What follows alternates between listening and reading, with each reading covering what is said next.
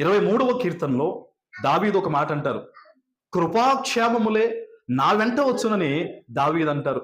మరి దావీదు జీవితంలో ఎదురు దెబ్బలు లేవా? దావీదు జీవితంలో తరమబడ్డాడు కదా. దావీదు జీవితంలో ఒంటరి వాడయ్యాడు కదా. దావీదు జీవితంలో ఎంతో ఏడ్చాడు కదా.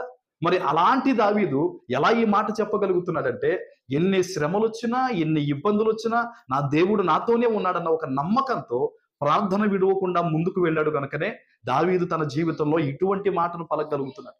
కొద్దిపాటి శ్రమ వస్తే ప్రార్థన మానేయడం, కొద్దిపాటి కన్నీరు వస్తే దేవునికి దూరం అయిపోవడం. నీ జీవితంలో ఏ ఇబ్బంది వచ్చినా మొదటిగా నువ్వు కోపం చూపించేది దేవుని మీదే. దావీదు ఎప్పుడు అలా చూపించలేదు. ఎన్ని శ్రమలు వచ్చినా దావీదు దేవుడు పాదాలు పట్టుకున్నాడు కనుకనే ఆయన ఈ మాట చెప్పగలిగాడు. కృపాక్షేమములే నా వెంట వచ్చును అంటున్నాడు. ఈరోజు నువ్వు కూడా ఎన్ని ఇబ్బందులు వచ్చినా, ఎన్ని శ్రమలు వచ్చినా దేవుని పాదాలు పట్టుకో. నువ్వు తప్ప నాకు ఇంకే దిక్కు లేదయ్యా అని నువ్వు చెప్పు. కృపాక్షేమములే